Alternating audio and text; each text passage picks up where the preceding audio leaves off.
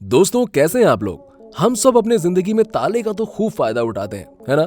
वैसे तो ये कभी कभी इस्तेमाल में आने वाली चीज है, लेकिन समय पड़ने पर हम अपना हर सामान तो इसी के भरोसे छोड़ कर जाते हैं ना। क्यों, सही है ना। इसीलिए तो हम लोग अपने साइकिल में ताला, घर में ताला, घरों के बैग्स में ताला लगाते हैं और यहाँ तक कि कभी कभी अपने जबान पर भी ताला लगाते हैं। भाई, ये तो कहना पड़ेगा कि ये ताला है छोटू सा, मगर काम बहुत बड़े बड़े करता है। सही कहा ना मैंने। और किसी महापुरुष ने सही कहा है कि अगर ये ना होता तो कोई चोर आज गरीब ना होता। बेशक आपने अपने जिंदगी में हर साइज के ताले, छोटे से छोटे और बड़े से बड़े ताले तो जरूर देखे ही होंगे, लेकिन आप एक बात नहीं जानते होंगे, और वो ये कि क्या आपको पता है कि आखिरकार ये ताले जो हैं ये बनते कैसे हैं। क्यों, सोच में पड़ गए ना।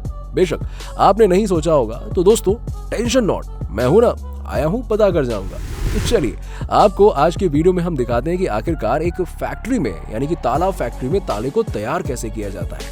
तो चलिए बिना देरी किए शुरू करते हैं आज की इंटरेस्टिंग वीडियो को। दोस्तों, ताला बनाने का पहला प्रोसेस स्टार्ट होता है स्टील की लंबी लंबी बार्स के छोटे छोटे टुकड़ों को काट कर। फिर छोटे छोटे टुकड़ों में कट चुके इन बार्स को अब एक CNC मशीन में जाकर डाला जाएगा। इसमें तालों को बारी बारी से रखना होता है। इस मशीन का काम इसे खोखला करना होता है। ये मशीन इन टुकड़ों को अंदर से पूरी तरह से खोखला करके इसमें एक जगह बनाएगी जिसमें ताले का लॉकिंग मैकेनिज्म फिट होगा। फिर मशीन से निकलकर ये बार्स अब परफेक्ट साइज में ड्रिल हो चुके पैड लॉक के ढांचे के रूप में तैयार हो चुके हैं।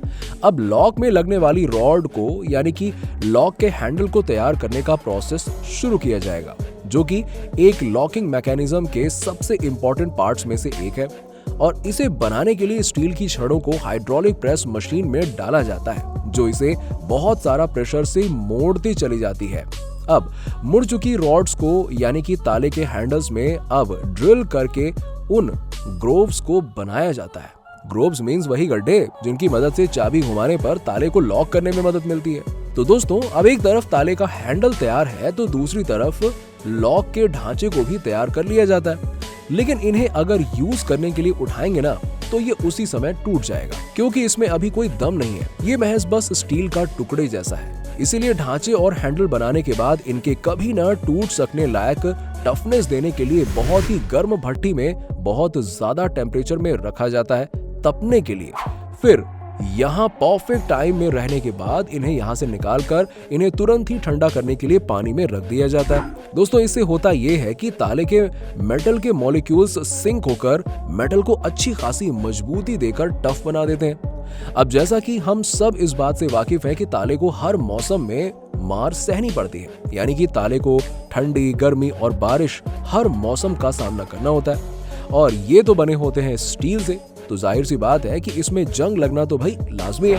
लेकिन इसका सलूशन भी होता है ताला बनाने वालों के पास। जी हाँ, आपको बता दें कि ताले को जंग से बचाने के लिए फैक्ट्री के वर्कर्स इन्हें निकोल, जो कि रस्ट रेजिस्टेंस होता है, इसके सॉल्यूशन में सारे ताले को डुबोकर इसके सॉल्यूशन से निकाल कर तालों को रिएक्ट करवाते हैं, जिसके बाद निकोल की एक परत, यानी कि एक लेयर तालों के स्टील पर चढ़ जाती है और लॉक को सालों साल तक जंग से बचने के लिए रेडी कर लिया जाता है। निकोल की एक परत चढ़ने का एक फायदा और भी है कि इस परत से लॉक शाइनी भी हो जाता है, यानी कि एक तीर से दो निशाने।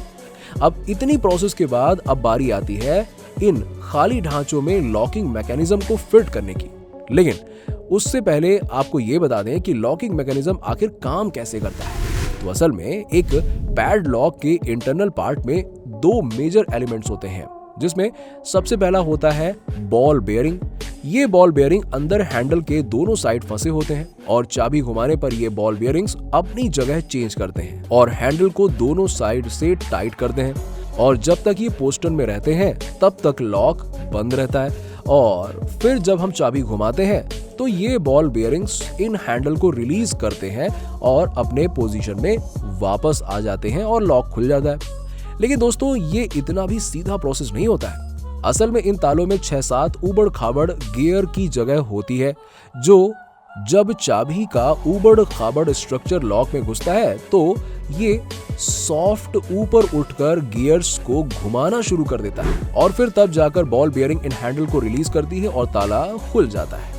अब दोस्तों सवाल ये उठता है कि जब सिस्टम में बनाने का तरीका एक है, फिर कोई भी ताला किसी भी चाबी से क्यों नहीं खुलता है? तो देखिए दोस्तों, असल में होता यह है कि ताले के लॉक मैकेनिज्म को बनाने के लिए कंपनियां करीबन 10,000 कॉम्बिनेशंस डिजाइन करती हैं और फिर उसी कॉम्बिनेशंस के हिसाब से उसकी चाबी को भी डिजाइन करके रेडी किया जाता है, जिसके बाद इन सभी के इंटरनल पार्ट्स को लॉक के ढांचे में फिट कर दिया जाता है और फाइनली हमारा ताला बनकर बिल्कुल रेडी हो चुका है। अब बारी आती है इनके क्वालिटी टेस्टिंग की।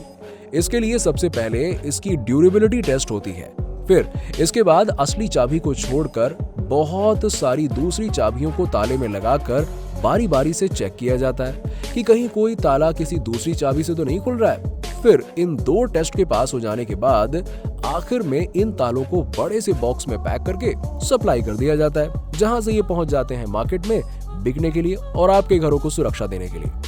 अलीगढ़ के ताले देश और विदेश में काफी मशहूर हैं। कहा जाता है कि अलीगढ़ के तालों की चाबी अगर खो जाए तो इनको तोड़ना आसान नहीं होता, इसीलिए तो इनकी मजबूती की मिसाल हर तरफ दी जाती है। अलीगढ़ के ताले का नाम आते ही हमारे दिमाग में एक ही बात आती है कि ये सबसे मजबूत ताले हैं, इनको तोड़ना आसान नहीं है। आखिर ये तालों के बनने की कहानी की बात करें तो इसका इतिहास काफी पुराना है। बताया जाता है कि करीबन 130 साल पहले अलीगढ़ में जॉनसन एंड कंपनी ने ताले बनाने का काम शुरू किया था।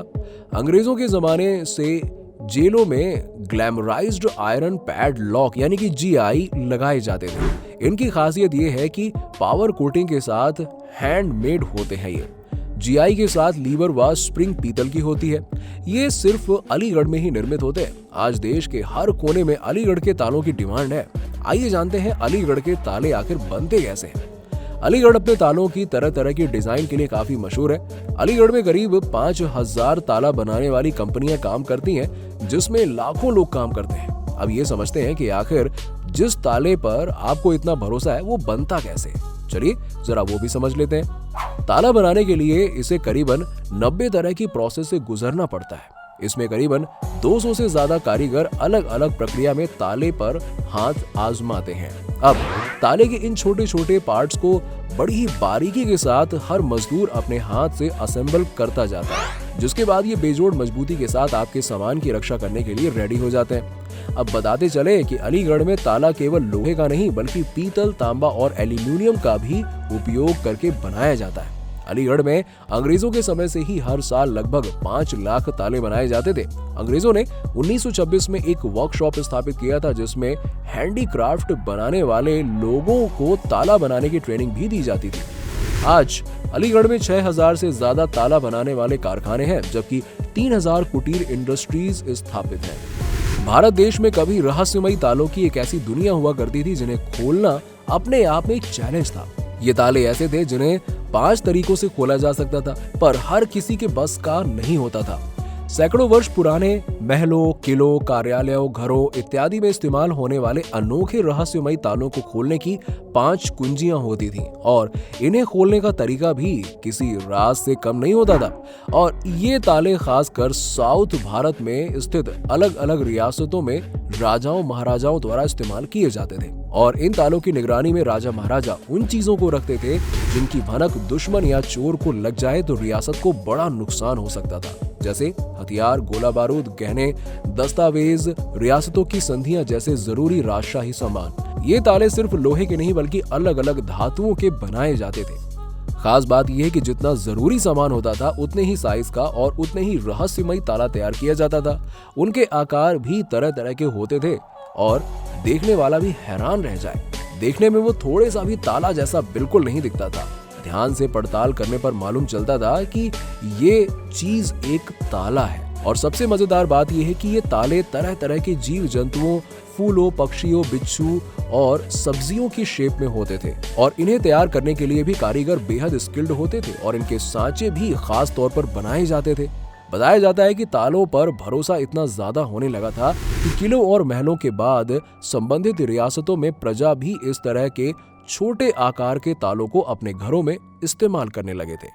तो दोस्तों आज के वीडियो में फिलहाल इतना ही। आपको वीडियो कैसी लगी नीचे हमें कमेंट सेक्शन में कमेंट करके जरूर बताइए। वीडियो पसंद आई हो तो इसे लाइक करें, ज्यादा से ज्यादा शेयर करें और हमारे चैनल को सब्सक्राइब कर लें।